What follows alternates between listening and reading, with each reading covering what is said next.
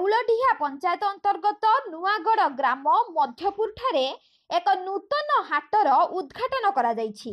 अंचल रे थिबा 123 एसएसजी 800 चाषी विकास निमंते ओडिशा आदिवासी सशक्तिकरण और जीविका निर्वाह कार्यक्रम प्रकल्प केन्दुझर उद्यम क्रमे यह संभव होइछि।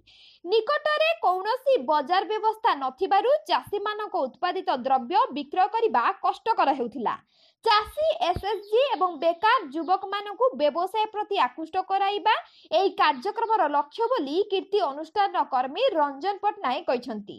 उक्त उद्घाटनी उत्सव रे देउलडिहा सरपंच चैबन देहुरी समिति सभ्य तपन कुमार प्रधान, आदिवासी सशक्तिकरण और जीविका निर्वाह प्रकल्पर प्रोग्राम ऑफिसर सिद्धेश्वर पटनायक प्रमुख उपस्थित थिले। कीर्ति अनुष्ठान कर्मचारी स्थानीय युवक संघर कर्मी माने सहायता प्रदान करिथिले। केन्दुझरु आम प्रतिनिधि केदारनाथ आरुक रिपोर्ट, टाइम्स न्यूज इंडिया, सचकियाबाद। महिला मंडल मध्यपुर जहाँ बहुत चेष्टा करछंती, तांको सहयोगर हाथ बढ़ाई, जहाँ फल आम आज हाटे उपस्थित हो पार्छंती। आम आशा करिबा समस्त सहयोग ए हाट प्रति रहू।